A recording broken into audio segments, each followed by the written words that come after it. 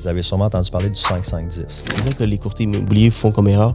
C'est ils interviewent le gars de Gatineau, après ça, l'autre gars de Québec.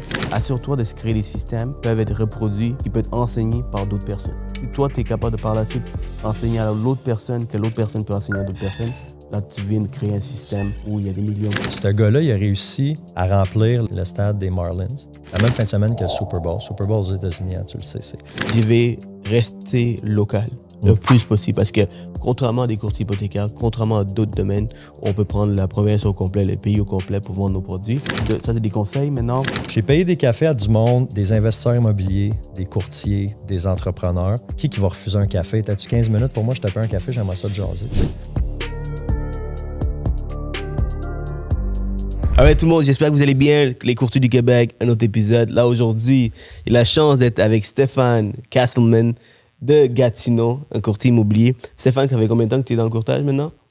Ça fait un petit peu plus que 3 ans, je suis dans ma 4e année. Ah, jeune courtier. Un jeune courtier, un courtier de la pandémie.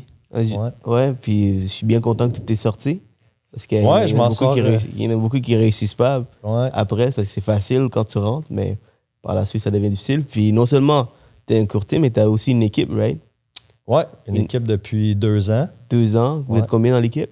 On est 4 courtiers, bientôt 5. Elle devrait recevoir son permis. En fait, quand l'épisode va sortir, on devrait être 5.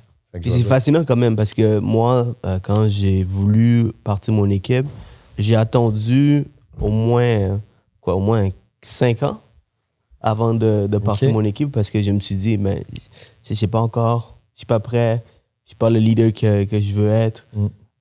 J'ai beaucoup à aller chercher avant de partager. Et toi, de ton côté, je pense que dans un podcast, tu as aussi mentionné cet aspect, je sais pas dans quel podcast, mais tu en fais beaucoup aussi, tu fais des podcasts. Alors, c'est quoi le changement? Parce que tu n'as pas eu le même blocage que moi. Ou peut-être que tu l'as eu, mais tu t'es allé dans une autre direction, tu as pensé différemment. Avant, j'ai commencé en immobilier en 2020, fait qu'en pleine pandémie. Là, j'ai été garoché là, débrouille-toi. Puis, mes débuts ont quand même bien été. Mais j'étais dans l'automobile avant, j'étais dans l'automobile pendant des années comme vendeur. Mais j'avais déjà ce côté entrepreneur-là qui voulait développer, qui voulait comme bâtir des systèmes, m'entourer de gens aussi. Fait que l'équipe Castleman, je la voyais déjà, dans ma tête, même avant de commencer en immobilier. T'sais. Puis, là, pandémie, OK, c'est fou. Je commence à être très occupé. Je commence à travailler au début avec Sébastien, un courtier dans mon agence chez Remax, sans dire, OK, on va faire une équipe officiellement, mais juste, je suis débordé, tu veux-tu m'aider? Puis ça s'est juste fait, je pense, naturellement. En fait, c'est Seb au début qui m'a dit, on part-tu l'équipe Castleman, officielle? Seb, comment il s'appelle, Seb? Seb Normando. C'est sûr qu'il va regarder l'épisode. Sébastien Normando. Quand j'ai rencontré, j'ai appelé ma dirigeante d'agence, Edith, puis j'ai dit, Edith, je suis vraiment dans le jus, est-ce qu'il y a un courtier dans l'agence, un nouveau courtier ou quoi que ce soit, puis ça faisait 1 an, moi, j'étais courtier, que tu penses que j'aurais un bon fit avec? Puis, elle m'a nommé 2 noms. Fait que là, j'ai décidé d'aller manger avec Seb. Ça faisait 10 minutes que j'y parlais peut-être au restaurant. J'étais comme, j'ai besoin d'un gars de même dans ma vie, dans ma business, là, parce qu'on est l'opposé. C'est quoi tes talents? Ben moi, je suis plus, mettons, impulsif, visionnaire, je veux foncer, je suis moins dans les détails, je suis beaucoup un gars d'action, un gars plus qui est orienté vers les tâches, tandis que Seb est beaucoup plus calme, je suis quand même un gars calme, mais plus réfléchi, mettons, plus dans les détails, plus un gars qui va être orienté vers les personnes que la tâche. Fait que je suis comme, OK, j'ai besoin c'est comme mon balancier. Fait que ça s'est fait, naturellement, on a commencé à travailler ensemble. Puis là, c'est ça, il me parlait de l'équipe. Mais là, moi, j'étais comme, ça fait 1 an et quelques mois que je suis courtier. Je l'avais le sentiment d'imposteur là, de dire, je suis qui pour avoir une équipe? Qu'est-ce que les autres vont dire? Ça fait pas assez longtemps que je suis dans l'immobilier. Mais ça reste que j'avais déjà un bagage d'expérience, pas nécessairement dans le courtage, mais de vie qui ont fait que j'étais en position d'être un leader quand même. Là. Intéressant. Puis c'est sûr et certain que tu viens avec un bagage d'expérience en tant que vendeur d'auto. Ouais. Ça fait combien de temps vendeur d'auto? Je suis en tout et partout, peut-être 7 ans. 7 ans? Ouais. Tu as quel âge si ça te dérange pas? Ben, ça me dérange pas, j'ai 35 ans. 35 ans? Ok, Ouais. nice. C'est ça, donc moi, j'ai commencé à l'âge de 22, donc évidemment, j'avais pas assez de même bagage. Je sortais de McDo puis agent de sécurité, donc j'avais pas grand-chose que je peux partager avec mon équipe. J'ai pris un peu plus de temps, mais ça fait du sens pourquoi j'y vois que tu as beaucoup plus d'expérience déjà quand tu es rentré dans le courtage. Alors, je pense que ça doit être dur pour un... Tu sais, toi, tu as commencé à 22 ans, puis il y en a... tu sais, je pense à un en particulier à Gatineau qui doit avoir 23, 24, du gros succès, là, tu sais. Ah oui? Ouais, des gros chiffres. Puis je me dis, ça doit être quand même difficile à un jeune âge d'arriver. Tu sais, d'un, ton cercle, ta sphère d'influence est plus jeune. T'sais, à 22 ans, le monde autour de toi, ben, c'est des jeunes de cet âge-là. Il faut au moins... Dernièrement, là, c'est là que mes amis commencent à acheter. Ouais. C'est comme, quel âge que tu as? J'ai 29. C'est encore jeune. Ouais. Non, mais je suis pas même plus vieux, mais je veux dire, de voir comme... Parce qu'on en parlait un peu off mic tantôt. Tu sais, ça fait 3 ans à peu près que je te suis, puis je vois ton évolution, veux pas. Puis c'est fou ce que tu as accompli. Tu n'as même pas 30 ans encore, man. Merci. Imagine à mon âge. À ton âge? Où tu vas être rendu. Si on n'arrête pas, c'est la lune, le ciel, les étoiles sont tous en nous. L'objectif, c'est de continuer à foncer. Exact. Merci. Mais je me sens comme si j'avais 28. OK. En dedans de moi, je me sens comme j'ai pas encore 30 ans. Ouais. Nice. Mais là, mes rides, ils me trahissent un peu. Puis tu es un grand sportif également. Tu cours. Ouais. Comment on appelle ton sport? Ben, c'est de l'ultramarathon, ultra-trail. C'est pas marathon, ultramarathon. Ultramarathon, oui. Un autre niveau. Marathon, là. c'est pas assez long. C'est pas assez long, hein? En fait, j'ai toujours été sportif, puis tu sais, je pense qu'il y a tellement, puis tu sais, j'en parle souvent dans mes épisodes de podcast Ormond sur YouTube, vous irez regarder ça. Le parallèle que tu peux faire entre l'entrepreneuriat puis le sport, surtout le sport d'endurance.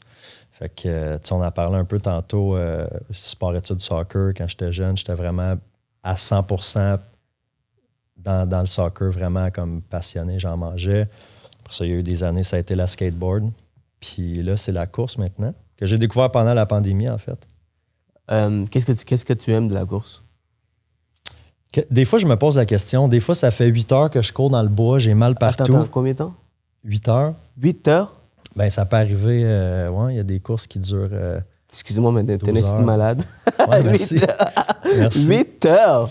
Ouais. Non, regarde. Ouais. La plus longue que j'ai faite cette année, c'était 25 heures que ça a pris. Oh my God, ouais. OK. Qu'est-ce que tu aimes de la course? Mais ce qui arrive, c'est que quand t'es... J'ai fait des marathons aussi sur route. C'est là que je suis tombé en amour avec la course. Mais un marathon, pour ceux qui écoutent et qui courent, c'est très, je vais dire, cérébral parce que c'est beaucoup... Faut que tu frappes tes paces, faut que tu ailles à des vitesses précises. Puis c'est beaucoup de... Tu sais, tu as quasiment des calculs mathématiques à faire. C'est très, très, très rigoureux, discipliné. Puis je le suis, rigoureux et discipliné, mais je trouve que dans le trail, c'est un peu plus freestyle. Tu sais, une montagne, c'est une montagne, puis une montagne l'été puis l'hiver, c'est pas la même montagne. Fait qu'il faut tout le temps s'adapter. Tu sais jamais qu'est-ce que la trail te réserve cette journée-là. Tu sais. Est-ce que tu sens que tu es dans une aventure, puis c'est pour ça que... À chaque fois. Chaque fois, OK. À chaque fois. Puis il y a beaucoup de résolution de problèmes. Ah ouais. Quand tu cours pendant, tu sais, des fois, je vais faire un entraînement qui dure 4 heures, ben ça se peut qu'il m'arrive des problèmes, des bobos, une trail qui est barrée. Tu sais, il y a tout le temps des problèmes à régler. Est-ce que tu peux t'arrêter? Tu peux marcher? Oh, ouais. Ben oui, on marche. OK. Ouais. Là, j'en entends beaucoup dire « Ah, ben là, il marche. » Oui, on marche, là, on court pas. J'espère que vous marchez, sinon c'est trop intense. Ouais, quand tu montes les côtes, ça marche. Tu descends en course. Puis tu te prépares, tu as ta musique, ton podcast. Ça te donne des idées également. Ben, souvent, j'essaie de courir pas de musique. OK. Puis c'est là que je vais avoir mes idées de création de contenu, de podcast. Fait que des fois, j'arrête, je sors mon sel, je prends une note. Ah, ça, c'est bon, je vais faire ça. C'est là que je vais régler mes problèmes aussi. Tu sais, des fois, une transaction difficile, des fois, dans une transaction, comme dans une impasse, tu te dis comment je vais régler ça. Puis souvent, c'est dans ma course que je vais avoir le ah ouais, c'est ça, OK, c'est de même qu'on va l'approcher, ce dossier-là. J'ai fait le Spartan Race il y a comme 3 ans. Ça durait comme 6-7 heures.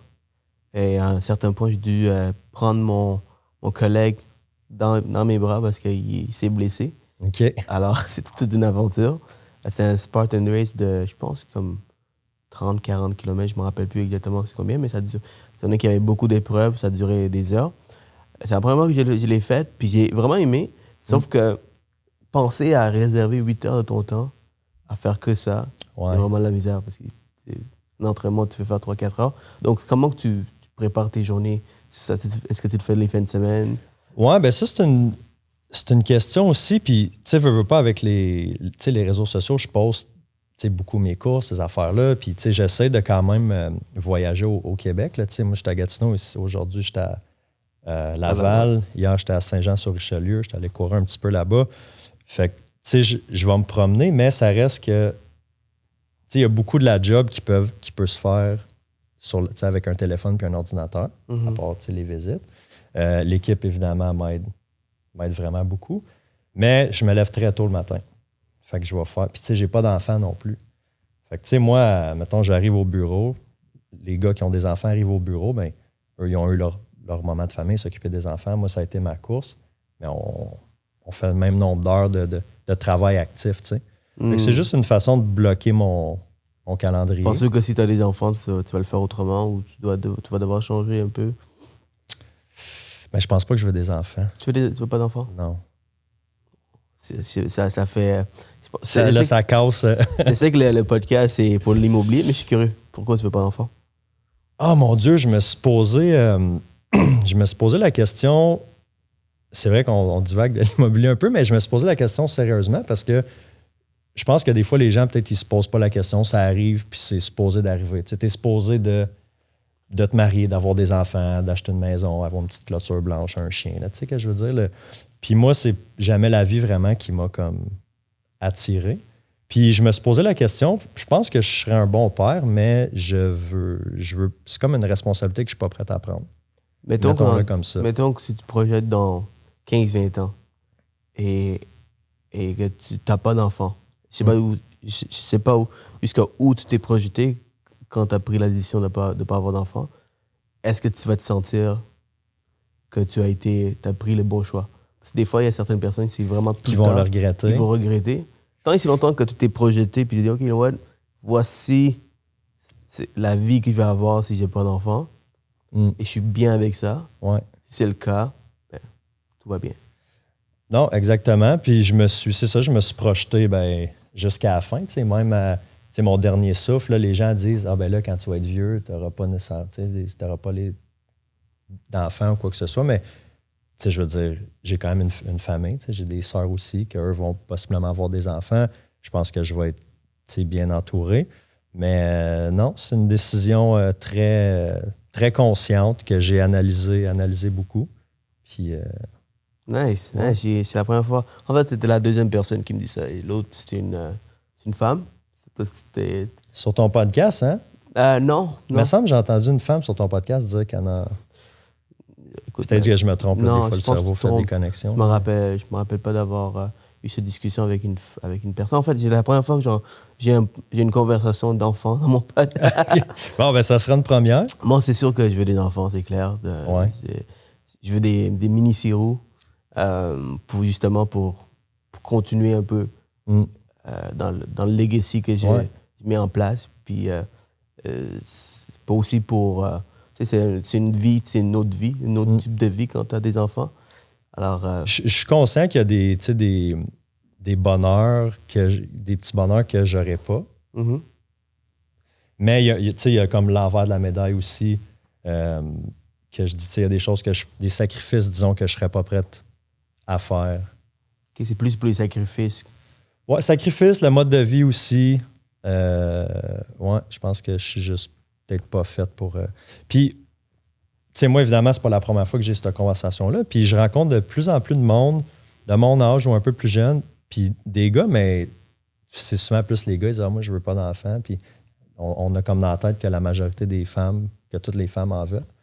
Mais non, il y a quand même plusieurs filles, femmes à qui j'ai parlé qui sont comme non. Moi, Je trouve ça fun d'avoir pas d'enfant puis continuer à avoir le mode de vie. Mais je sais que dans 10-15 ans, moi, je vais regretter. Tu vois, c'est vraiment ça. Ça se peut qu'on se reparle dans 10 ans puis je fasse... Ouais, tu sais, là, ça a changé. Ben, c'est bien, à 45 ans, je serai encore capable. Là, mais ça se peut que ça change. Mais je te dirais que j'y ai pensé assez... Rentrons dans l'immobilier. Rentrons dans l'immobilier. Mais chapeau aux parents qui ont des jeunes enfants puis qui performent en immobilier puis qui réussissent à s'entraîner, à avoir une vie de couple, tu sais.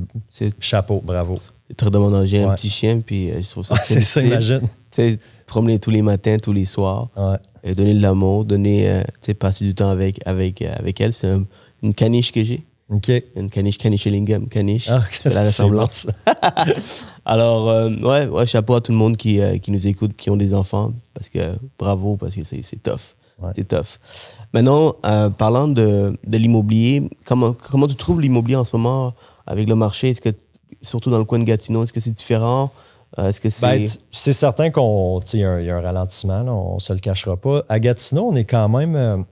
on est une région qui est quand même en santé économiquement. Tu sais, on a le gouvernement qui est... Je ne sais pas c'est quoi les stats, mais mettons 25 30 du monde qui travaille au gouvernement. Fait que la stabilité de l'emploi, la construction va bien aussi. Puis on est à côté d'Ottawa. Fait qu'on a quand même beaucoup d'acheteurs qui viennent d'Ottawa. Fait que ça va bien. C'est pas wow, mais on n'est pas en train de paniquer non plus. On sent que ça redevient plus stable. Je pense qu'on est encore, on est encore dans un marché vendeur à Gatineau, là, selon les stats qu'on a. Mais ça devrait se balancer. J'ai l'impression que les gens à Gatineau, ils sont beaucoup plus bilingues que le reste du Québec. Est-ce que tu as la même idée? Oui. Ben, on parle franglais beaucoup à Gatineau. Là. On a des fois, le monde, tu sais, mettons, surtout Québec, ils sont comme, c'est quoi ces expressions-là qu'on utilise à Gatineau? Mais ouais, la majorité des gens sont bilingues. Puis il y avait tellement une grosse différence de prix avant la pandémie entre Ottawa et Gatineau. Tu avais un semi-détaché, beau semi, construction récente, qui était 275 000 à Gatineau. Puis le même type de semi à Ottawa était 550. C'est le double. Et aujourd'hui, pareil? Ben là, aujourd'hui, mettons, le semi, je te lance des chiffres comme ça, mais il va être 650 à Ottawa, mais il va peut-être être 450 à Gatineau. Fait que, l'écart s'est rétréci. Oh non, c'est pas bon ça. Ouais. C'est pas bon pour moi, pour qui va investir à Gatineau. Si tu avais investi en 2019 à Gatineau, aujourd'hui, je pense que n'importe où, ceux qui ont acheté de l'immobilier avant la pandémie. Il y a un grand écart depuis 2019 à aujourd'hui. Ouais, l'écart est vraiment... Wow. Ouais. Je pense que on est, je pense, la région où c'est pas le numéro 1, la numéro 2, où est-ce qu'il y a eu la plus grosse augmentation en termes de valeur au Québec, à moins que je me trompe, mais je suis quand même pas mal certain de ce que j'avance. Là. Je vois. Pourcentage d'augmentation de valeur, ouais. Je pense que oui. J'ai regardé une dernière statistique de toutes les villes au Québec, puis Gatineau avait la meilleure variation en termes de prix. Parlons de ton marketing. J'aime bien ce que tu fais, Steph. Je trouve que tu es un courtier moderne, déjà avec tes tatous et tout, donc ça fait très... Les cachés, là, les tatous. J'adore tes tatous. Donc, un courtier moderne qui laisse pas par l'image d'un courtier traditionnel te remporter. Et aussi sur les réseaux, avec tout ce que tu fais, la création de contenu, les podcasts. Puis, tantôt, on parlait off-camera de ce que tu faisais. Puis, un conseil que j'ai eu de Gary Vee à travers une des vidéos, c'est qu'il dit si vous êtes courtier immobilier, il ne faut pas disperser en faisant des podcasts. Mettons que si vous êtes dans l'iPod, d'inviter du monde de partout à travers le Québec. Parce qu'un courtier immobilier, contrairement à un courtier hypothécaire, il se focalise à travailler un secteur. Et ce qu'il dit, Gary Vee, c'est que devenez le maire ou la mairesse de votre ville, je vais rester local le plus possible. Parce que Contrairement à des courtiers hypothécaires, contrairement à d'autres domaines où on peut prendre la province au complet, le pays au complet pour vendre nos produits, vous, ce que vous vendez, c'est des propriétés dans votre secteur. Donc, l'erreur que je vois, quand il m'a dit ça, j'ai tout de suite flashé. J'ai dit, hein, il y a beaucoup de courtiers qui font pas ça, qui se font influencer par des influenceurs, des vrais influenceurs qui sont un peu partout. Et eux, ils ont une raison de l'être. Même un courtier hypothécaire comme moi qui est un peu partout aussi. Encore là, je suis très niché, encore là. Mais c'est ça que les courtiers immobiliers font comme erreur. Ils vont interviewer le gars de Gatineau, après ça, l'autre gars de Québec. Après ça, ils vont prendre un coach en, je sais pas quoi, en vente. Entrepreneuriat ou en vente. Ouais, mais vous voulez donner de la valeur. Pourquoi on le fait? On le fait pour donner de la valeur aux clients. Les clients de votre secteur. Et ça, c'est quelque chose que tu maîtrises bien. La majorité de tes vidéos, je trouve que tu prends du monde de ton secteur. C'est la raison pourquoi des fois, je me demande c'est qui cette personne que tu interviews avant de comme fouiller un peu plus pour savoir c'est qui. Donc, y a-t-il une raison? Est-ce que tu as comme vraiment eu cette même pensée avant de garder ce game plan? Je pense pas que je l'ai pensé aussi deep que ça quand j'ai commencé le podcast. Ouais. Quand j'ai commencé en janvier 2022. Initialement, je m'étais dit, il y a 3 raisons pourquoi je le fais. Premièrement, parce que j'en consomme beaucoup de podcasts, de contenu. Puis ça faisait longtemps que je voulais en faire un. Mais encore là, j'avais peur. J'avais le sentiment d'imposteur. Qu'est-ce que les autres vont dire? Je suis pas bon devant une caméra. J'aime pas ma voix. Toutes les pensées limitantes qu'on peut avoir.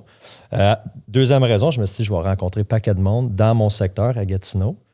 Que ça soit, oui, c'est certain que je trouve que c'est plus facile d'approcher un entrepreneur. Puis l'entrepreneur, il va avoir comme plus une facilité peut-être que, je veux pas dire monsieur, madame, tout le monde, mais tu comprends. Des gens qui ont des business dans mon coin. Puis, troisièmement, je me suis dit, ça va faire du super bon marketing aussi, même si ce n'est pas un podcast sur l'immobilier, mais les gens qui vont me découvrir à travers, j'invite quelqu'un, son cercle à cette personne-là va écouter le podcast, me découvrir. Comme tu disais tantôt, tu as invité Annie et Serge de Annie du quartier. Ouais, Annie et Serge. Tu disais qu'il n'y avait pas beaucoup de visionnement pour cette vidéo, mais lorsque tu amènes quelqu'un de local, il y a beaucoup plus parce que les gens sont comme fiers d'avoir passé dans un podcast. Des fois, c'est comme leur première et leur dernière fois qu'ils passent dans un podcast. C'est ça, je t'ai donné l'exemple de, mettons, de Annie et Serge, puis j'en ai d'autres où est-ce que c'est des gens que moi je connaissais, que je suivais un petit peu de loin, qui ne sont pas nécessairement des gens de Gatineau. Que je disais, ça va être vraiment cool de les avoir. Mais après ça, le monde qui écoute mon podcast, c'est du monde de l'Outaouais qui ne connaissent pas nécessairement ces gens-là parce qu'ils ne sont pas nécessairement dans l'immobilier. Fait que là, je regardais un petit peu les vues, puis je disais, comment ça que des podcasts avec des gens plus connus vont avoir moins de vues que du monde de mon coin qui sont moins connus. Mais parce que ces gens-là, justement, sont moins connus, sont moins de l'avant sur les réseaux. Fait que quand ils font quelque chose, tout leur cercle font comme « Hey, cette personne-là l'a passé au podcast, on va aller l'écouter. » Puis là, c'est beaucoup plus partagé. Bien sûr, puis aussi, Annie et Serge sont dans l'immobilier. Ton podcast, ce n'est pas nécessairement pour de l'immobilier. Par exemple, si lorsque Annie est venue dans mon pod, évidemment, elle a eu énormément d'écoute, d'heures d'écoute, de beaucoup de visionnement, parce que mon podcast est consommé par les courtiers. Et l'autre erreur, je pense qu'une des raisons pourquoi les courtiers ils vont prendre un peu de tout le monde, puis aussi du monde famous, du monde qui sont connus. C'est parce qu'ils veulent aller chercher cette audience de personnes. Comme par exemple, s'ils invitent Serge-Jeanne, bien sûr, ça permet à eux de se faire connaître dans le même réseau de Serge-Jeanne. Par contre, l'erreur qu'ils font, c'est que, en fait, la raison pourquoi ils le font, c'est parce qu'ils veulent être le plus gros podcast. Ils se disent, moi, je vais donner un grand podcast. Je vais aller chercher beaucoup de gens qui vont m'écouter et tout. Mais encore là, ils oublient la raison principale pourquoi ils le font, pour aller chercher la business. Exact. Pour aller chercher la business, oublie le following que tu as, oublie le nombre d'écoutes que tu as. Tout ce que tu veux, c'est d'être le plus connu dans ton secteur. C'est tellement important ce que tu dis, c'est tellement bon. Il faut se rappeler pourquoi qu'on fait ça. Tu sais, pourquoi qu'on fait du contenu, pourquoi qu'on fait un podcast, pourquoi que c'est-tu pour avoir des followers, être connu, être populaire, ou c'est pour développer sa business, tu sais. Moi, à la base, je suis courtier immobilier, j'ai une équipe, c'est ça ma business, c'est ça qui met du pain sur la table. sais, que j'ai pas tant de, tu sais, sur Instagram, je pense que j'ai 1400 quelques followers. Puis, tu sais, il y en a qui vont avoir 10 000 followers. Mais est-ce que ces gens-là, leur business est plus grosse? Il y en a beaucoup qui achètent leurs followers aussi, donc ça vient... ça aussi. Mais je vais te donner un exemple. Mathieu, dans mon équipe, il a fait une vidéo justement récemment par rapport à ça. Cette année, il a généré, je pense que le chiffre, c'est 103 ou 106 000 de revenus pour sa business, des réseaux sociaux. Puis il y a 600 abonnés peut-être sur Instagram, 700 abonnés. C'est pas la quantité, mais la qualité. Exactement. Puis en immobilier, on vend un service qui est high ticket.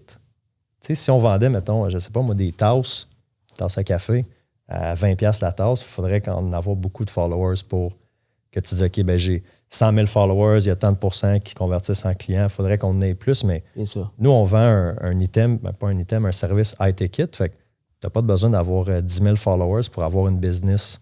C'est ça. Si tu le fais bien, puis les gens deviennent des ambassadeurs pour ta business, pour ton brand. Donc, à la base, c'est de réfléchir à ce qu'on veut ultimement faire à travers le podcast. Mais je pense que le podcast, c'est l'avenir. Puis, tu disais qu'il y a comme un peu trop, mais je pense qu'il n'y en a pas assez. Ouais, ben moi, c'est ça, on en parlait tantôt. Tu trouves-tu qu'il y en a trop? Je sais pas. Moi, tu en as-tu trop? Non. Il y a toujours de la place pour un bon podcast. Comme, est-ce qu'il y a trop de courtiers? Non, il y a toujours de la place pour des nouveaux bons courtiers, tant en immobilier que dans les hypothèques. Je pense qu'il n'y en a pas assez niché, ultra niché, pour, par exemple, si je prends le secteur de Montréal, est-ce qu'il y a un podcast pour Parc Extension, la ville, le secteur de la Parc Extension, ultra niché que si j'écoute ce podcast, je vais tout apprendre sur Parc Extension. Ou Villeray, ou Westmont. Tu vois, déjà là, il y a un manque. Puis je pense que si vous êtes courtier immobilier, je pense que vous devrez certainement créer un podcast, pas pour devenir le plus famous, pas pour aller chercher le maximum de followers, mais plutôt pour donner le maximum de valeur à votre secteur et donner la visibilité, de donner de la valeur à ceux qui sont dans ce secteur, un restaurant, une pâtisserie, le maire de votre secteur. Donc, il y a tellement de possibilités. Honnêtement, je serais un bon courtier immobilier si j'étais... Sérieux? Qu'est-ce que tu fais dans les hypothèques?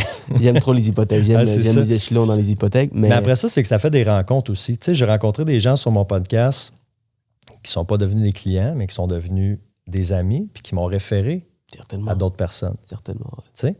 Après ça, tu sais, c'est juste des nouvelles connexions, des nouvelles rencontres que, même s'il n'y a rien nécessairement de business qui sort de ça, c'est juste une personne de plus dans ton Le fait qu'on passe 1 heure de temps ensemble, on se connaît à travers les réseaux. Et là, on parle environ 1 heure et demie ensemble.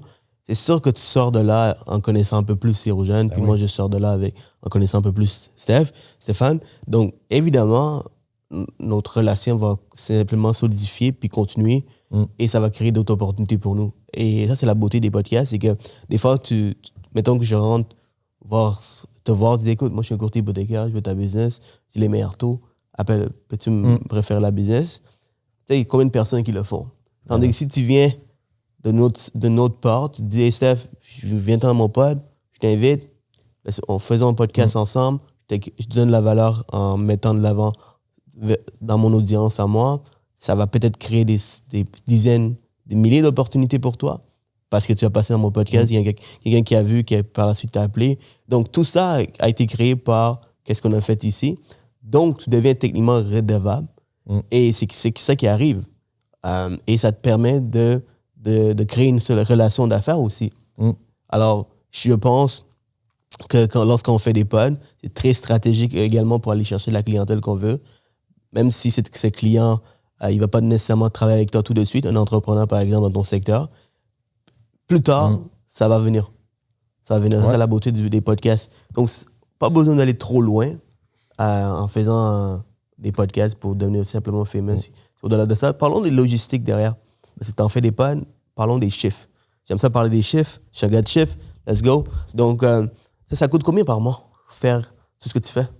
Pour la création de contenu? La création de contenu et podcast. En tout, puis après ça, on va comme... à peu près 3 000 par mois, je 3 000 par mois, OK. De création de contenu, ouais. Wow, 36 000 par année. Ouais. Est-ce que tu fais d'autres choses au-delà de cette forme de marketing? Ouais, je vais faire marketing traditionnel aussi. Fait que là, on a un pub à radio. On a des autobus. C'est-tu populaire à Montréal, les courtiers sur les autobus? Ouais, il y en a certains qui le font. Abribus aussi. Ouais. Tu sais, c'est certain que c'est beaucoup plus cher, tu sais, les autobus, les abribus, que la création de contenu. Puis, tu sais, 3000, mais ça pourrait me coûter moins si je faisais, mettons, mon editing moi-même ou, tu sais, si je faisais plus de trucs moi-même. Ça pourrait me coûter plus si, tu sais, mais c'est toujours, tu sais, tout devient relatif aussi. On fait du mass mailing, des envois de public postage. En marketing, par exemple, avec toutes les mass mailing, abribus. Mettons, total, c'est en 2023, à peu près 100 000 budget marketing. Ouais. Wow. Ouais. Ça coûte cher d'être courtier. Ça coûte extrêmement cher. Mais il y en a qui peuvent trouver ça cher, mais moi, je suis tout le temps, tu sais, le chiffre magique, c'est tout le temps 10% à peu près de ton chiffre d'affaires souhaité. Okay. Fait que mon prochain objectif pour le chiffre d'affaires, c'est 1 million. Fait que le 100 000, il est très, très, très justifiable pour moi. Absolument. Parce que c'est là que... Absolument. On fait du marketing pour générer des revenus. Exactement. Si ça te coûte 100 000, c'est parce que tu fais 1 million, 2 millions, 3 millions. Ouais. Puis Grant Cardone, tu connais sûrement cette phrase-là, il dit, tu sais exactement ce que je m'en vais dire. Il dit, si tu penses que le marketing, ça coûte cher, il dit, fais-en pas pour voir combien ça va te coûter cher, tu sais. Absolument. C'est une belle phrase. Et je veux rentrer dans les détails de ton budget. Donc, on va rester dans la création de contenu. 3 000 par mois. Maintenant, combien ça te coûte, par exemple, filmer un pod? Est-ce que c'est toi qui le fais? Ou il y a du monde qui vient chez toi pour le filmer? Quand j'ai commencé, j'ai eu une opportunité avec Pascal, un de mes amis, que lui avait déjà son podcast. Puis il m'avait dit, je vais produire ton podcast. Fait qu'il venait avec ses caméras. Ben, il faisait le montage, puis tout ça. Fait qu'il faisait vraiment, vraiment beaucoup. Ça m'avait vraiment aidé. Puis, ben là, c'est certain que je dépendais un peu de lui, tu sais. Puis, il a 3 enfants, il a sa business aussi. Fait qu'à un moment donné, ça commençait à être beaucoup. Fait que j'ai dit, regarde, ce que je vais faire, je vais acheter mon équipement. Puis, on va trouver un monteur qui va pouvoir le faire. Fait que là, j'ai 3 caméras, 3 micros, j'ai mon petit studio. On peut dire une valeur de 10 000 environ? Facilement? Ouais, peut-être pas 10 000, mais pas loin. Là, peut-être un 7-8. Fait que c'est sûr que c'est un investissement au début. Là. Quand tu là, les caméras sont achetées, mais au début, tu es comme OK. Donc, tout ce que tu fais, c'est venir, press rec, record, that's it. Puis après ça, tu sors toutes tes cartes SD, puis tu les envoies à tes monteurs. OK. Ouais. Donc, mais j'ai aucun background en... Tu sais, la première fois que j'ai eu ma caméra, j'étais allé sur YouTube, comment... Sony, je me souviens pas c'est quoi, je sais même pas la marque de ma caméra. Il a fallu que j'aille sur YouTube puis voir comment que ça fonctionne. Aucune connaissance. Mais tu peux apprendre rapidement. Là. Ben oui. Parfait. Maintenant, rentrons dans les chiffres. Donc, quand tu fais un pod et tu l'envoies à un monteur, ça te coûte combien par mois environ? Ou par épisode? Par épisode, je pense que c'est 150 qui me charge par épisode. 150 plus les Reels pour pouvoir... C'est bon là, qu'on fasse cet exercice-là. Là, on est comme à la fin de l'année. Là, je vais pouvoir tout décortiquer avec toi, mes chiffres. Là. Écoute, ça va inspirer certains à peut-être créer, rentrer dans tout ça. Des fois, on se pose des questions, on fait des soumissions un peu partout. Puis, mais imagine, il y a 10 ans, tu voulais... Tu sais, mettons, tu passais à... Il y a 10 ans, y avait-tu des vidéos sur les réseaux? C'était pas encore super populaire. Tu voulais te faire voir sur une caméra, c'était à la télé. Combien ça coûtait faire une émission de télé? C'était des dizaines de milliers, centaines de milliers. Absolument. Le plateau, les caméras, tout le staff, le régisseur, le gars de son. Tu sais, aujourd'hui, c'est super accessible. Puis, tu sais, là, j'ai les caméras, les micros, mais je pourrais le faire avec mon iPhone. Là. Ben oui. En commençant, là, tu prends ton iPhone. Je donne une formation sur la création de contenu d'environ 1h30. Avant, je le faisais en personne, c'est 2 jours, samedi, dimanche, où la première journée, c'est théorique, où j'apprends tout sur comment se préparer, où aller chercher les inspirations. La deuxième journée, c'est pratique, donc on filme les vidéos pour les courtiers. C'est une valeur de 3 000 que je donne gratuitement présentement parce que je suis en comment on appelle ça? Je vais un peu partout. Pré-lancement de mon événement. Okay. Donc, je rentre dans les équipes, donner la valeur, puis par la suite parler de la conférence. Mais je vais rentrer un peu plus tard là-dedans avant que je perde le fil. Donc, 150, une quarantaine de dollars par teaser. Pour les Reels, les petits 40 $. Sur un épisode, je vais faire ma moyenne 4 Reels. Donc, c'est environ 310. Donc, comme je disais, c'est environ comme 1000, excuse-moi. Là, j'ai perdu le fil. OK, donc 150 par épisode plus un Plus les $40. un genre de 300, 350 pièces fois par 4, épisode. ça te coûte environ 1240 par mois Par juste mois, en juste pour le podcast. podcast. Plus toutes les reels que tu tournes, donc c'est une autre quarantaine de dollars. Par, 40. Mais ça dépend, parce que j'ai deux, soit que je les filme moi-même, je les envoie au monteur. Sinon, j'ai une équipe à Gatineau, Parcelle. Fait que, tu sais, les boys, on va soit louer un studio. Des fois, ils viennent chez nous. Fait qu'eux apportent l'équipement. Mais c'est beaucoup. Tu sais, oui, ça coûte ce que ça coûte. Puis c'est de la préparation. Tu sais, un podcast, ça va me prendre à peu près, mettons, 4 heures par semaine en termes de temps. Fait qu'une heure et demie avec l'invité. Tu peux de recherche sur invité, juste les communications pour booker le rendez-vous, pour enregistrer. C'est toi qui t'en occupe, c'est toi qui s'en occupe aussi des communications, j'imagine? Ouais. Puis après ça, juste faire les visuels, tu sais, le thumbnail pour YouTube. Tu sais. Des fois, mon adjointe va m'aider, mais sinon, tu sais, je suis rendu que OK. je suis habitué. Là, les templates sont faits, j'ai juste à draguer les photos, changer le nom. Oh, ouais. Avec Canva, j'imagine? Canva, exactement. Sinon, ça, c'est une autre affaire, t'imagines-tu? Une couple d'années avant Canva, là, fallait que tu ailles sur genre Photoshop ou Illustrator, fallait que tu aies un deck quasiment pour faire du design graphique. Aujourd'hui, j'enlève absolument rien à ceux qui font du design graphique parce que c'est pas mal plus beau sûrement que ce que moi je fais, mais maintenant, c'est accessible à n'importe qui. Là. Absolument. Puis encore plus loin, là, il y a des agences qui font la création de contenu qui font que ça. Ils gagnent des milliers de dollars. C'est comme mes gars, ils sont comme 20 ans, puis ils font encore 20 000 par mois environ, avec tous les contrats qu'ils ont avec les courtiers immobiliers. Ouais. Ah ben non, les boys.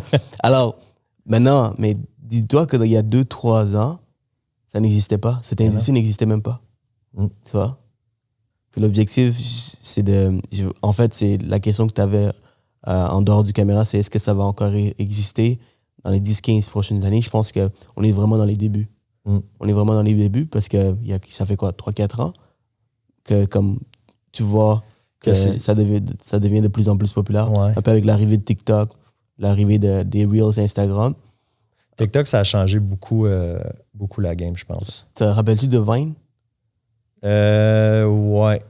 C'est des vidéos, des vidéos de 3-4 secondes. Je me souviens plus c'est combien de secondes, mais c'était court. C'était vraiment court. Là. Mais il y avait du monde comme Logan Paul. Tu connais Logan Paul? Ah oui. Mais lui, il est allé chercher sa popularité à travers Vine. Okay. Puis il faisait des gros montages de 3-4 secondes qui donnaient un genre d'histoire derrière chaque vidéo.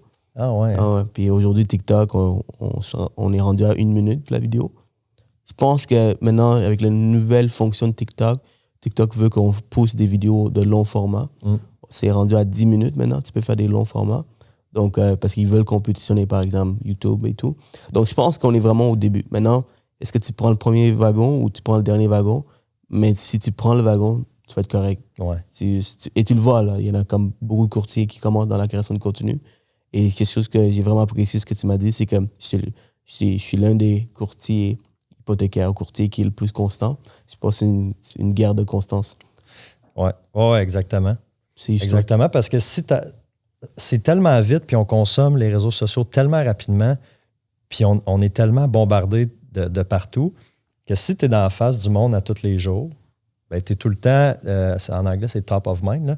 Quand quelqu'un pense à une hypothèque, je pense à Cero. Moi, je veux que les gens disent, je pense à l'immobilier, je pense à Stéphane, l'équipe Castleman. Tu veux juste être top of mind. Puis comment tu fais ça? Ben, c'est que tu es constant, tu es là tous les jours. Absolument. Oui, sur les réseaux, mais après ça, puis tu sais, j'ai évidemment pas encore le budget des gros, là, tu sais, je vais nommer, mettons, Georges Bardagy, qui doit avoir un budget énorme de pubs par année, qui doit être partout depuis tellement d'années. Il y a une notoriété que comme, tu peux comme pas vraiment compétitionner avec ça, mais il est là, il est tout le temps là, tu sais, année après année, jour après jour, tu es dans la face du monde. Absolument. Un des meilleurs conseils que j'ai eu de Georges, c'est c'est une des personnes qui m'a donné la chance dans mes premiers podcasts. Je me souviens. Après ça, ça a juste parti. Parce que quand tu amènes Georges, tout le reste est facile. Les portes s'ouvrent après. Et aujourd'hui, on a Ryan, donc encore plus de facilité pour avoir des invités. Il m'a dit, en fait, je lui ai posé la question, Georges, c'est quoi le meilleur conseil que tu as pour quelqu'un qui fait du marketing? Puis il m'a répondu, Jeanne, j'aime regarder qu'est-ce qui se passe sur le marché, dans le marché, et je m'adapte, mais je laisse jamais qu'est-ce qui fonctionne. Les accroche-portes qu'il fait, il continue à le faire. Pas parce que là, maintenant, il se rend dans les TikTok ou dans les Reels. Maintenant, il fait du TikTok Reels également. Pas parce que je fais ça, j'arrête de faire ce qui fonctionnait. Je continue. L'erreur des gens, c'est que quand ils commencent quelque chose, ils arrêtent ce qui fonctionnait pour implémenter la nouvelle façon de faire. Et ça tue un peu les statistiques, leur vente. Alors, chaque fois qu'ils essaient de nouvelles choses, ils continuent à faire ce qui fonctionne. Je vais te donner un exemple, une situation qui est arrivée cette semaine. On parlait d'Annie et Serge tantôt. Moi, j'ai la chance d'être coaché par Annie et Serge. Puis pour ceux qui sont coachés par ces deux-là, vous avez sûrement entendu parler du 5-5-10. Ça, c'est quand tu inscris une propriété ou quand tu vends une propriété, tu vas faire ton porte-à-porte. Fait que 5 adresses à gauche, 10 en face, 5 adresses à droite. Fait que tu vas aller cogner à 20 portes autour de ton listing, tu sais, quand tu l'inscris ou une fois que c'est vendu. Puis j'ai vendu une propriété en août 2022. Fait que j'ai été faire le 5-5-10. Puis ceux qui ne sont pas là, j'ai pas un flyer, mais une lettre là, que je laisse quand ils ne sont pas là. Puis j'ai reçu un appel, là on tourne ça, on est en novembre, mi-novembre. J'ai reçu un appel début novembre de ce monsieur-là qui dit « Monsieur Untel, Monsieur Castleman, vous êtes passé l'année passée à ma porte, vous m'aviez laissé, tu sais, bon, tout ça. » Puis je dis sur quelle rue, là, je me souviens de la rue, je me souviens de l'adresse. Puis, fait que là, parfait, fait le rendez-vous d'évaluation. On a sorti la maison sur le marché déjà. Puis je me suis rendu compte en le rencontrant que c'était des gens de 70 ans à peu près, aucun réseau social, adresse courriel qui ne vont jamais. Il a fallu que je fasse, mettons, les documents à papier. Fait que c'est comme une autre génération. Fait qu'eux n'étaient pas sur les réseaux sociaux, ne m'ont pas vu sur Google, m'ont vu à cause que j'ai été faire du porte-à-porte un an passé, puis j'ai resté dans leur tête. Fait que, tu sais, je me dis, tu sais, oui, les réseaux sociaux, il faut évidemment, je pense que si t'es pas ces réseaux en 2023, il faut que tu sois là, c'est un must. Mais comme Georges dit, de continuer à faire les choses qui marchaient avant, ben, tu sais, ça, c'en est une preuve directement. Là, c'est devenu la blague de tout le monde quand ils rencontrent ces jeunes, comme surtout avec mes amis. C'est comme, tu travailles-tu vraiment? Autre que de faire des vidéos. Ouais, c'est ça.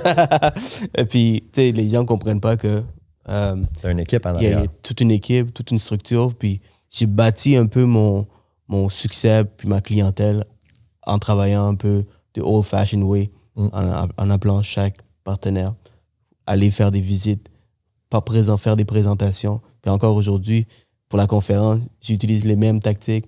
Je rentre avec une formation sur la création de contenu. Puis par la suite, je vends un peu ma conférence. J'explique qu'il y a une conférence qui arrive. Donc, j'efface ou j'arrête jamais de faire ce qui a toujours fonctionné. C'est encore mieux. Les réseaux sociaux, c'est un magnificateur. Si tu fais tout ça bien, les réseaux sociaux, ça va juste t'amener encore plus d'opportunités. Ouais. Aujourd'hui, j'aurais cru au début de ma carrière que je pouvais être invité dans d'autres podcasts, invité comme conférencier dans certaines places. Je suis simplement courtier hypothécaire si tu réfléchis bien. Alors, c'est fou comment les réseaux sociaux, ça peut t'amener énormément d'opportunités.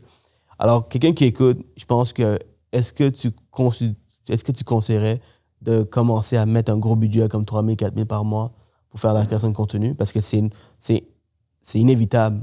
En fait, c'est pas acceptable si tu n'es pas sur la création de contenu, si tu fais pas de réseau. Mais est-ce que tu conseillerais de mettre tout cet argent-là dès le départ? Ou est-ce que c'est comme ça que tu l'as commencé, toi? Au départ, j'ai commencé, non pas avec ce budget-là. Je pense que, tu sais, avant d'acheter, on parlait de setup tantôt, de caméra, de micro, de bon, tout ça, juste d'être constant, tu sais, faire une story avec ton cellulaire. Puis c'est pas juste de marquer, tu sais, des vendus, des promesses d'achat acceptées.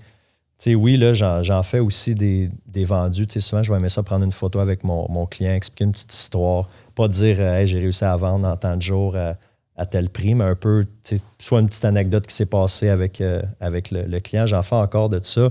Les nouveautés, évidemment, parce que là, tu sais, sur les pages, mettons, pages de l'équipe. Mais je pense qu'il y a moyen, avec pas de budget ou peu de budget, d'être actif à tous les jours puis d'être constant. Puis après ça, ben, quand tu crées une constance, ben, c'est une question de chiffre, right? Donc, présentement, dans ma formation de création de contenu, j'explique à quel point c'est plus facile que jamais de faire de la création de contenu gratuitement. Ben oui. Right? Avec, est-ce que tu connais-tu l'application Caption? Ouais. Caption, man, c'est magique. Ouais. Des sous-titres que moi, au début, quand j'ai commencé, j'ai dû apprendre sur Final Cut Pro, écrire mot par mot exactement ce que je disais. Et ça prenait des heures pour pouvoir le faire aujourd'hui. N'importe quelle vidéo que tu tournes avec ton téléphone, c'est des formats déjà verticaux quand tu tournes avec ton téléphone. 90%, tu n'as pas d'erreur, tu corriges un peu les erreurs. Caption, tu le mets sur Caption, ça te sous-titre pour toi. Ouais. Ça reconnaît ta voix. Tu peux même traduire dans d'autres langues. Tu peux même essayer comme arabe, en parlant français, man. C'est n'importe quoi. Mais je pense pas que c'est...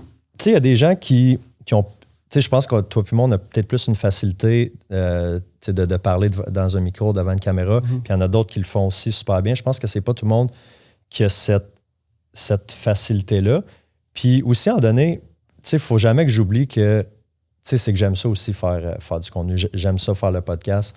Tu sais, c'est rarement une corvée. Ça arrive là, des fois que, tu sais, des bouts, je suis plus fatigué. Je suis comme, tu sais, faut que je fasse un podcast. Mais quand je le fais, c'est tout le temps le fun, tu sais.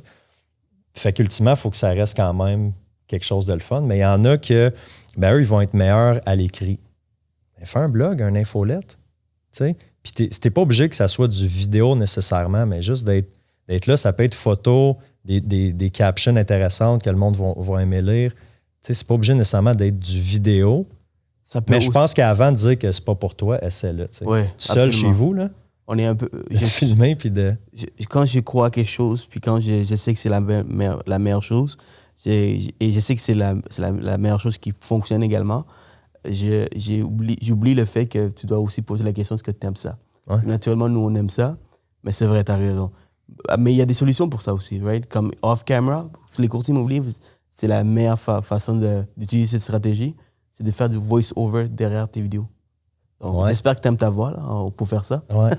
Mais encore là, c'est quand tu étais jeune puis tu écoutais ta voix sur le répondeur, mettons, tu laissais un message chez vous à Hey maman, je vais arriver en retard là, parce que nanana. Puis là, tu écoutais ta voix, là, comment ça sonnait bizarre. Tu sais-tu de ça? Oui, moi, je sais comment que j'aimais pas ma voix quand j'étais jeune.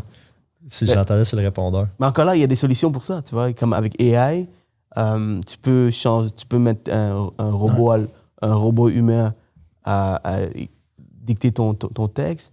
Tu fais des visites d'une propriété sans nécessairement être devant la maison puis montrer un peu toute la propriété. Tu peux faire un voice-over. Si t'es très articulé, mais encore là, ChatGPT peut former le texte pour toi, mettre dans un logiciel pour que le robot dicte ton texte.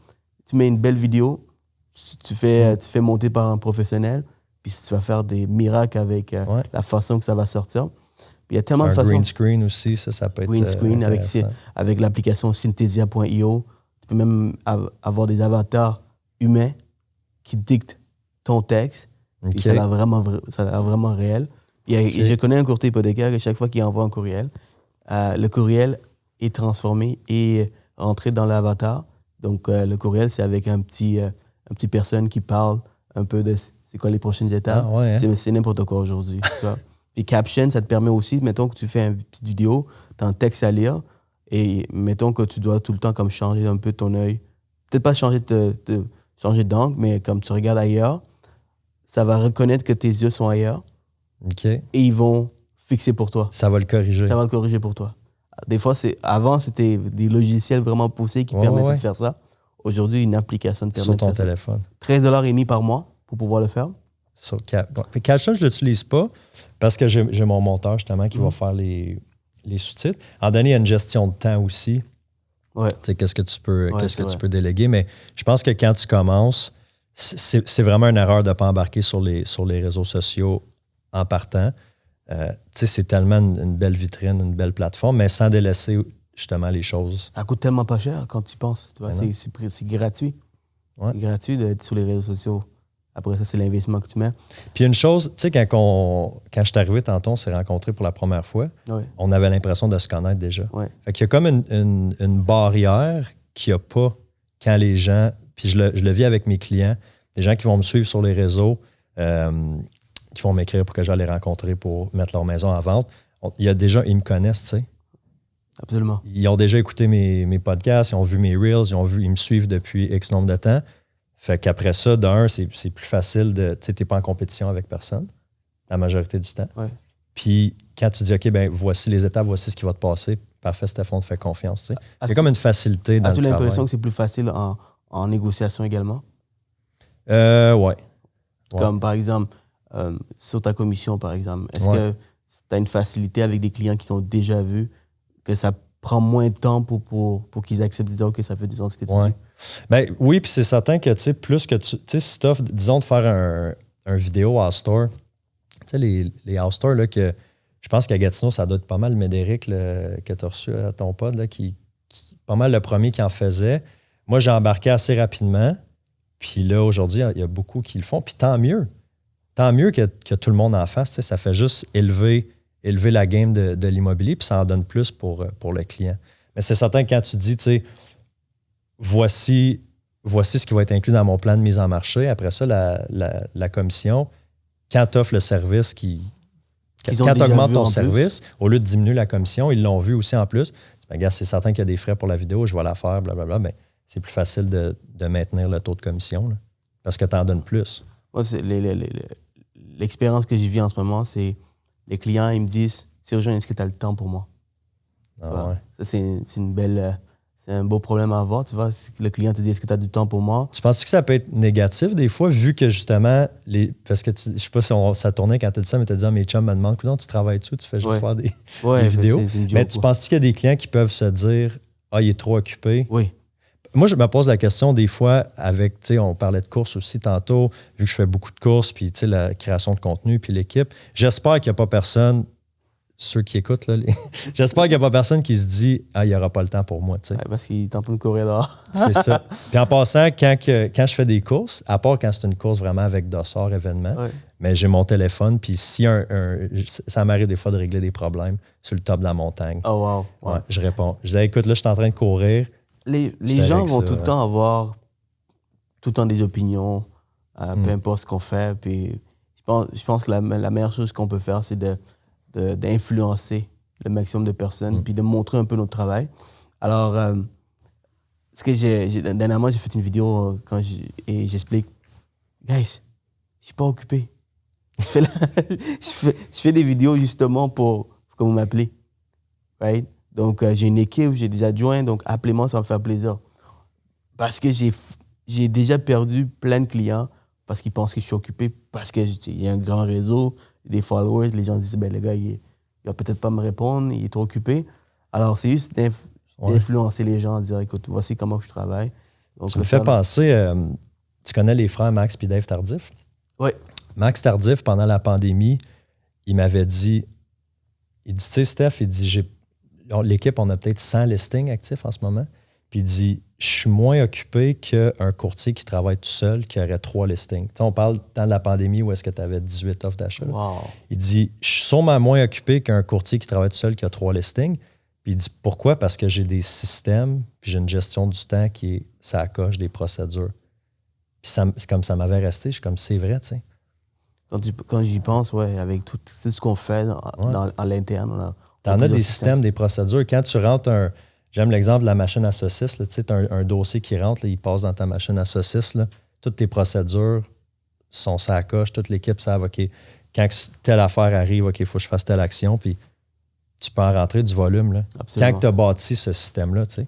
Un des meilleurs conseils que j'ai eu de Patrick Bet-David, un de mes mentors que je suis sur les réseaux, il a dit, si tu veux devenir millionnaire, assure-toi de créer des systèmes qui peuvent être reproduits, qui peuvent être enseignés par d'autres personnes. Donc, mettons que je t'enseigne, je te dis comment faire, comment utiliser mon système. Si tu es capable de faire, si toi, tu es capable de par la suite enseigner à l'autre personne, que l'autre personne peut enseigner à d'autres personnes, là, tu viens de créer un système où il y a des millions que tu peux faire si le produit que tu vends est assez intéressant. Donc, les systèmes, c'est indispensable. Puis, petite parenthèse, c'est la qualité de vie aussi.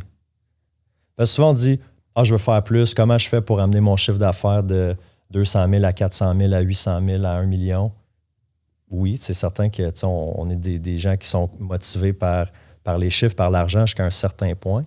Mais la qualité de vie aussi que tu peux avoir en créant des systèmes et en étant capable de déléguer des choses, Moi, ça, c'est Non, c'est win-win. important. Là. C'est important. Il y a beaucoup de personnes qui, au début, quand on commence, on veut faire le plus d'argent, puis on veut sacrifier notre temps pour pouvoir le faire. Mais à un certain point, ça devient beaucoup trop, puis tu te demandes, est-ce que l'argent, c'est plus d'argent, quelques milliers de dollars de plus, est-ce que ça va te rendre heureux ou créer du temps pour ta famille, tes enfants, ainsi de suite. C'est important, l'argent, tu sais. Puis, tu sais, clairement, on est dans ce milieu-là aussi parce qu'on veut réussir, on veut faire de l'argent, on veut aider du monde qui va apporter le salaire qui va avec, c'est certain. Mais, tu sais, si c'est juste ça le focus, ça marche, ou ça dure pas longtemps, tu sais. Donc, tu es déjà conscient de tout ça. Donc, t'es bien parti, Stéphane, parce que je pense. le fait que tu es conscient de tout ça, tu vas essayer toujours d'avancer stratégiquement pour que tu peux continuer à faire de l'argent, mais aussi avoir du temps pour toi. Maintenant, parlons de où est-ce que tu te vois dans 5 ans avec ton podcast? Est-ce que tu as des plans pour ton podcast? Est-ce que ça va super bien? Tu as une certaine constance? Ouais. Par rapport au podcast, j'ai pas tant de... Je vais dire je veux pas dire d'ambition énorme, mais tu sais, j'ai pas vraiment de plan comme, OK, il faut que j'aille telle personne au podcast ou il faut que j'aille tant de milliers ou de millions peut-être de views, qui sait un jour.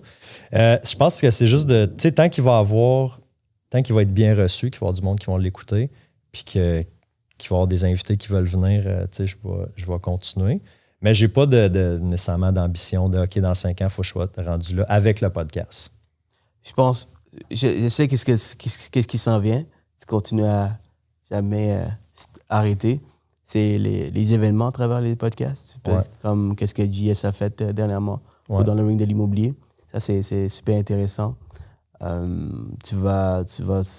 Bon, ça c'est une des choses qui je pense que ça peut être intéressant s'il y a beaucoup de personnes L'événementiel, il faudrait que j'ai vraiment quelqu'un qui c'est pas nécessairement... Écoute, on avait notre 5 à 7 à organiser. On fait un 5 à 7 annuel pour l'équipe. Puis c'est Seb encore qui s'est occupé de la gestion. Ça, c'est pas quelque chose que j'excelle dans l'événementiel. Tu peux certainement déléguer ça. Fait que peut-être que Seb, il va organiser des événements pour le podcast dans 2-3 ans. Tu peux faire des lives, podcasts. Ça, c'est vraiment intéressant aussi. Je pense que j'ai vu Charles...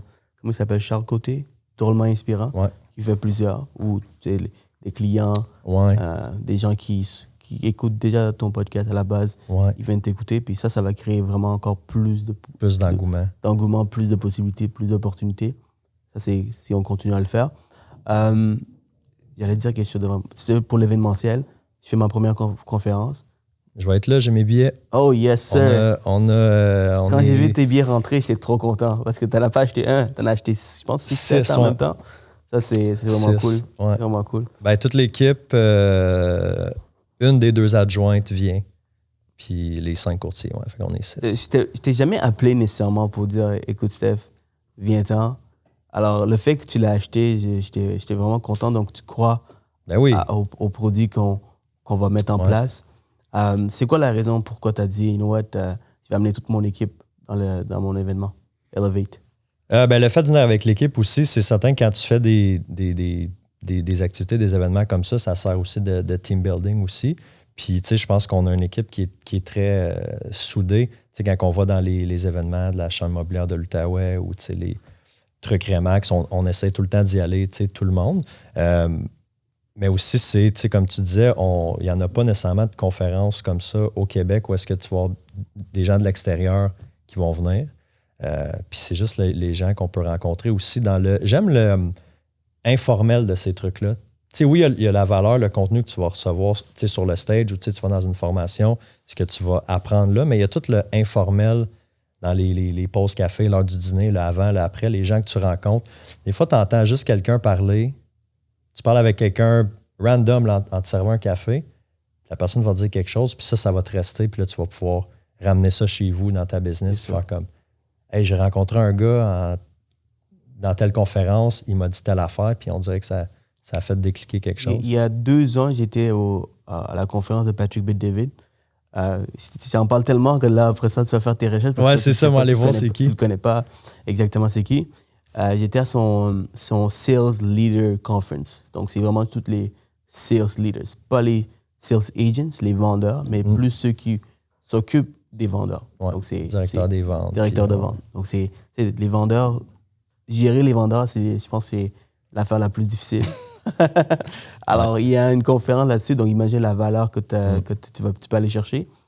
Dès que je suis revenu, 2 ans après, j'ai 12 personnes dans mon équipe. Donc, je crois vraiment à ce genre de conférence. Il y a de la valeur, il y a de la formation, puis tu peux vraiment changer ta game avec 1, 2 ou 3 informations que tu peux aller chercher, ou juste la confiance que tu peux aller chercher. Ouais. Mais au-delà de ça, qu'est-ce qui est différent dans notre conférence, Steph, c'est que quand je vais aux States, j'ai du monde un peu de l'international qui vont être là tous dans la même place. Ici, il va en avoir un peu, mais ça va être tous du monde de Québec. Ouais. Donc ça aussi, ça va donner des opportunités directement versus d'autres endroits où il n'y a pas grand-chose à faire autre que les gens que tu vas pouvoir écouter. Mais les gens que tu rencontres, à moins que tu aies un podcast où tu peux les inviter, il n'y a pas grand-chose que tu peux faire. C'est la différence. Puis une chose aussi, je trouve, quand tu vas, tu sais, que ça soit d'aller dans un événement, donc payer le billet pour aller à l'événement, ou prendre une formation. Il faut faire attention, par exemple, au type de formation, parce qu'il y en a un paquet là, qu'on peut trouver. Là, mais, tu sais, mettons une bonne formation qui a de la valeur. Quand tu payes, c'est différent que si tu avais le contenu gratuitement. Parce que souvent, ce qui est dans la formation, tu peux l'avoir gratuitement sur YouTube, ce contenu-là, tu sais, ou sur des podcasts, dans des livres, tout ça. Mais quand tu payes un gros montant pour aller dans une conférence, tu vas écouter encore plus, tu sais, tu vas avoir les oreilles vraiment comme...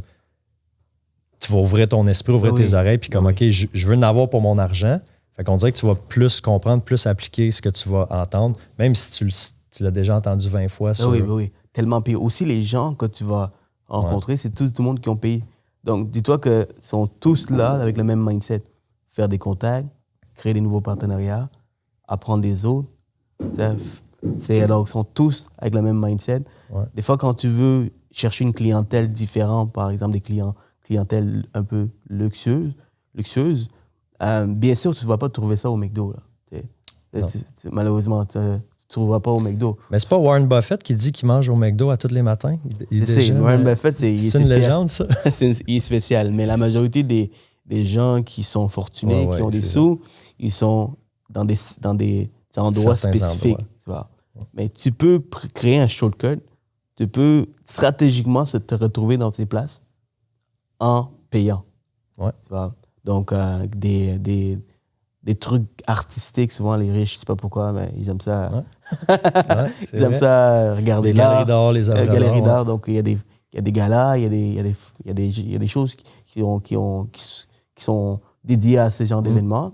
Donc, tu payes pour rentrer là-dedans, mais là, tu peux trouver ce genre de personnes. Ouais. Encore là, même chose, dans les conférences, tu te retrouves avec les mêmes genres de personnes qui veulent grandir, qui veulent partager. Et tu as de grandes chances que tu réussis. Donc, merci encore pour l'achat de tes billets. Ça va être insane comme conférence. Je sais que tu es un fan de Ryan. Tu as lu plusieurs de ses livres.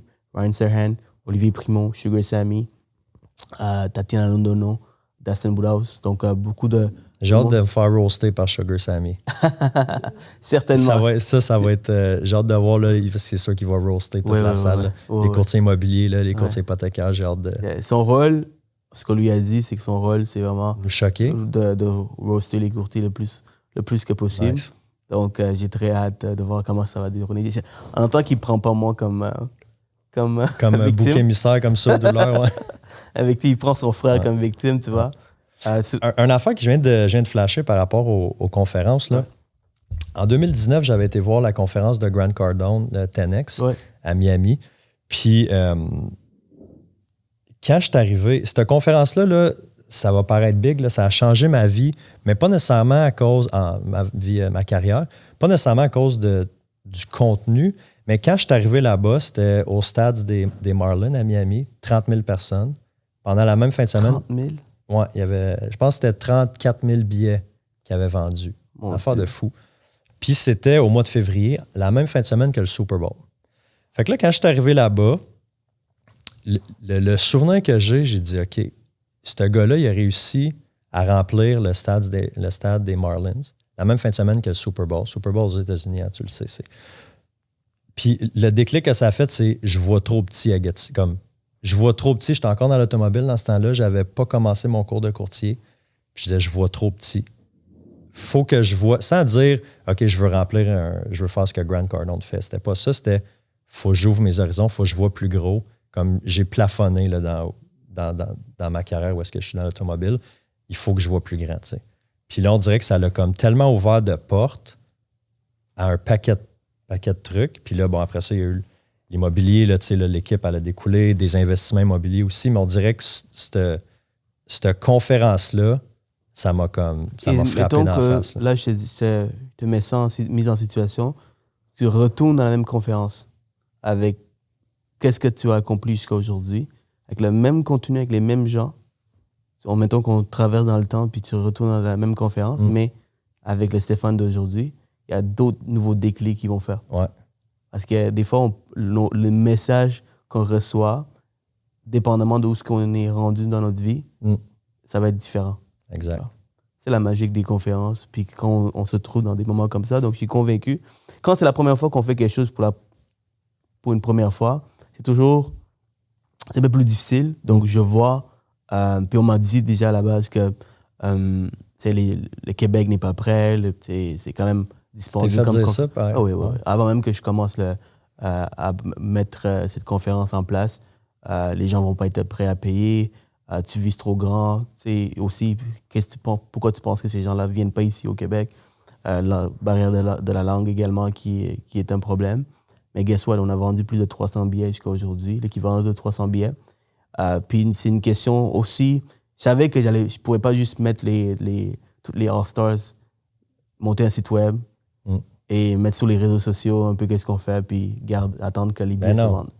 Je savais que je devais appeler chaque personne. Donc, pour moi, c'est comme je recommence à nouveau, comme n'importe quelle carrière, puis je suis au téléphone en ce moment. Sur les réseaux sociaux, sur le téléphone. Puis quand j'appelle les gens, la majorité disent oui, puis ils sont excités de venir. Les seules personnes qui ne savent pas trop, c'est ceux qui vont partir en voyage. Puis j'en ai beaucoup de personnes qui partent en voyage. Je sais pas qu'est-ce qui se passe en février. Mais c'est le 15 février, c'est peut-être que des amoureux qui partent c'est ça que je me dis. Dans le sud. Puis aussi, on a choisi 15 février là, parce que je trouvais que j'étais en compétition avec toutes les autres conférences au mois de septembre, octobre. Ouais. Ça va être plate pour les autres parce que tout le monde va venir dans ma conférence. C'est ça. Je trouvais aussi que le 16 et le 17, il y avait Remax qui organise leur conférence. Donc tout le monde sera déjà à Montréal. Maxime, ils vont déjà être à Montréal, donc ce serait stratégique qu'ils prennent un peu plus de temps. Comme quelqu'un qui vient de l'extérieur, tes séjours ici prennent un peu plus de temps. Alors, je suis très excité. Merci encore, Stéphane, pour finir ça en beauté.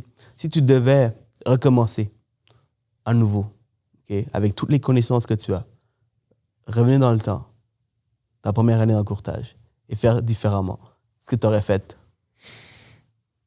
J'aurais commencé plus tôt, sûrement. J'aurais commencé plus tôt. Plus tôt? Ouais, j'aurais... non, je dis ça, mais je pense que j'étais mûr pour arriver dans l'immobilier. Puis mon expérience avant m'a aidé à avoir une courbe d'apprentissage plus rapide. Crème, c'est une bonne question. Ça, qu'est-ce que je ferais de différemment? Tu sais, j'ai attendu un peu avant de commencer la création de contenu. Fait que j'aurais commencé avant même d'être courtier. Puis ça, il y en a qui le font bien. Ils ne sont pas encore courtiers. Tu sais, ils sont en train de faire leur cours. Ils n'ont pas encore leur permis, mais ils commencent déjà à un petit peu mettre la table là, pour quand ils vont avoir leur permis. Fait que ça c'est super. C'est quelque chose que j'ai pas fait. Ça, c'est un bon conseil pour les nouveaux courtiers également. Qui n'ont pas commencé encore, là, de commencer à mettre la table. Puis j'ai filmé un paquet de reels cette semaine, puis il y en a un que je vais poster cette semaine qui est quelque chose, moi, qui m'a vraiment aidé quand j'ai commencé. Je fais le reel de même, je dis j'ai payé des cafés. J'ai payé des cafés à du monde, des investisseurs immobiliers, des courtiers, des entrepreneurs. Qui va refuser un café? T'as-tu 15 minutes pour moi? Je te paye un café, j'aimerais ça te jaser. T'sais. Des gens qui avaient une business que j'aspirais à me rendre là un jour. Puis juste d'aller parler avec ces personnes-là. Il y en a qui sont devenus des amis, des mentors, des clients, mais ultimement, c'est juste d'aller vers les gens puis de demander, de poser des questions, de demander comment tu as fait pour te rendre, où est-ce que tu es, c'est quoi les étapes que tu as prises pour essayer d'avoir des shortcuts, sans brûler des étapes, mais avoir des shortcuts des fois, apprendre des succès puis des erreurs des autres. Fait que j'aurais payé encore plus de café. Plus de café? Ouais. Puis les gens sont ouverts, tu trouves? Je me suis rarement fait. Puis tu le sais parce que tu invites un paquet de monde au podcast ou dans d'autres. Les gens, ils veulent aider. Les gens veulent donner de leur temps, de leur connaissance. C'est flatteur quand quelqu'un t'appelle et te dit hey, j'aimerais ça te payer un café puis te poser des questions par rapport à ta carrière en immobilier. Moi, si tu vois quelqu'un si tu rencontres quelqu'un de vraiment successful, là, tu payes un gros repas. Ouais, c'est ça. Là, on paye du Starbucks. Là. On paye du Starbucks. Ou un gros repas. Mais tu sais, c'est que le café, ça prend 15 minutes, une demi-heure. Ouais. C'est pas un gros engagement. C'est quand je m'en viens à ton bureau, je t'amène du café, t'as-tu 20 minutes pour jaser avec moi, tu sais. Le monde, ils disent oui. Le monde veut l'aider. Faire la création de contenu le plus rapidement possible, payer du monde plus tôt. Ben, c'est d'aller rencontrer des gens qui ont déjà du succès dans ton industrie, poser des questions. Puis, une autre petite chose aussi que si je peux rajouter, tu sais, on a tout avant d'arriver dans l'immobilier, tu as un autre job, tu as un passé, si on veut. Tu sais, tous les gens avec qui tu as travaillé, ta sphère un peu des gens que tu connais, contacter ces gens-là. Moi, il y a un paquet de clients je travaillais chez Subaru dans l'automobile, que j'ai appelé, puis j'ai dit je m'en vais de l'automobile, je m'en vais de chez Subaru. Voici la personne qui va prendre mes dossiers en charge. Il s'appelle Bruno, voici ses informations. Vous allez pouvoir le contacter pour votre renouvellement de location. En passant, je m'en vais dans l'immobilier. Si jamais vous avez des questions sur le marché, vous pensez faire une transaction, pensez à moi, je vais aussi bien vous servir que quand j'étais chez. Fait que, tu sais, mon premier listing, ça a été ça. Un triplex à Gatineau d'une cliente, j'avais vendu un Crosstrek. Puis elle m'a dit mais mon Dieu, Stéphane, c'est un bon timing, je pensais vendre. C'était mon premier listing. Souvent, si on ne parle pas des jeunes nouveaux courtiers qui rentrent, des jeunes âge, mais du monde qui ont deuxième, troisième carrière, c'est la meilleure chose à faire, de contacter les gens. Qu'est-ce que tu vois maintenant, ça c'est des conseils, maintenant, les erreurs que les courtiers qui font en ce moment? C'est quoi les erreurs majeures que tu vois, tu remarques des courtiers en ce moment, autant sur la création de contenu, autant sur le terrain, autant sur le mindset. Comme touché, là, tu me dis ça, puis là, si je dis des affaires, le monde va faire comme ça. C'est ça l'objectif. Ben, sur les réseaux... on vise personne. Non, absolument pas. Sur les réseaux, je trouve qu'il y a beaucoup de... tu vois que quelqu'un fait quelque chose, que ça fonctionne, ben ils vont copier un peu ce qu'ils font. Puis c'est correct, je veux dire, toutes les bonnes idées sont faites pour être copiées, mais il faut que tu le fasses à ta façon. Fait que je trouve que des fois, ça peut manquer d'authenticité. C'est mon slogan, puis j'ai de la misère à le dire. Simplicité, authenticité, efficacité. Mais des fois, ça peut manquer d'authenticité, je trouve, puis ça transparaît après. Fait que d'être plus... d'être plus soi-même, pas vouloir essayer de répliquer quelque chose qui fonctionne, faire du copier-coller, le faire vraiment à sa façon. Donne-moi un exemple. Des fois, ça va être juste dans la façon que les vidéos sont tournées. Okay. Tu sais, mettons, réutiliser les mêmes phrases. Je le vois des fois, je vois une vidéo, puis là, une semaine après, je vois une vidéo, c'est un copier-coller, tu sais, du texte, mettons. Il faut faire attention. Surtout si vous prenez du monde inspirant au Québec pour reproduire les vidéos. Ouais. Dites pas la même chose. N'ayez pas la même structure non plus. Ouais. De le faire à sa sauce. De manquer de constance. Tu sais, c'est beau, tu te dis, OK, là, je mets 2000$, je m'en vais filmer 10, 15 reels. J'ai post en bunch, puis après ça, je disparais. Mais ça, c'est une erreur parce que ton 2000... Tu viens de jeter à la poubelle. C'est ça. C'est comme tu envoies du publi-postage une fois. Tu mets 3000$, tu vises un secteur, tu envoies ton publi-postage, tu ne le refais pas après. Les gens vont t'oublier. Fait que ça, c'est une erreur. Super, Steph. Merci beaucoup. Ça a été vraiment pertinent comme podcast. Ça fait des années que je voulais t'avoir parce que je vois qu'est-ce que tu fais à Gatineau. C'est fou comment on peut être à l'autre extrémité puis on inspire des autres d'ailleurs. Alors, merci d'être venu ici à Montréal. Je sais que tu es venu, une des raisons que tu es venu pour le podcast. Mais principalement pour le podcast. Puis là, j'ai amalgamé une course avec ça, mais initialement, c'était pour venir, pour passer ici. Merci beaucoup. Puis, dernière question avant de terminer ça. C'est quoi parce que je te pose tout le temps la question, comme y a-t-il un livre qui t'inspire, que tu aimerais partager pour les autres? Donc, y a-t-il un livre qui t'a vraiment changé ta vie, que tu aimerais partager avec tout le monde ici? Il y en a beaucoup. il y a une époque de ma vie, je lisais quasiment un livre par semaine. Je mettais beaucoup de temps là-dedans. Fait que j'en ai lu un paquet. Tu sais, tu as les classiques, là, bon, 10X, Rich Dad Poor Dad. Ça, c'est sûr que c'est des livres que je pense que tout le monde doit lire. Un livre qui n'a pas rapport avec la business, mais que je relis à peu près une fois par année, puis qui me replonge tout le temps dans un bon vibe, c'est Le pouvoir du moment présent de Eckhart Tolle, Power of Now, qui est un autre classique un peu cliché, mais c'est un livre que je relis toutes les années. Puis à toutes les fois que je le relis, on dirait que selon on évolue à toutes les années, puis là, on dirait que il y a des choses que je comprends différemment. Puis, parce que c'est facile aussi dans les domaines qu'on est tu pars en peur, tu es dans le que j'aurais dû faire, dans l'anxiété de performance, dans le passé. Fait que c'est comme un livre qui me ground, qui me ressente. Puis quand je suis groundé, je suis sur mon X, le reste va bien. Merci. En fait, c'est la première fois qu'on suggère ce livre, donc c'est toujours intéressant d'avoir des nouveaux livres. Et dernière question, les citations en disent beaucoup d'une personne, puis surtout si c'est un de tes préférés, ça dit encore plus. Y a-t-il une citation qui reflète un peu ta vie ou tes valeurs, tes principes? Je vais te donner celle que j'ai sur mon cell, qui est mon fond d'écran. Puis je la change selon comme les passes dans ma vie. Longtemps, c'était Trust the process. Puis là, en ce moment, c'est Work hard and stay humble. Travaille fort, reste humble. En ce moment, c'est comme ça le mantra que j'ai. Continue à travailler fort. Pourquoi tu dois répéter de rester humble? Parce que ça peut être, je trouve que ça peut être facile des fois de partir un peu en vrai dans les domaines qu'on est. Fait que je veux toujours me rappeler de rester humble, de rester focus sur mes valeurs. Puis, c'est ça. Continuer à travailler fort. Merci Steph. Ouais. Hey. Merci à toi, mon chum.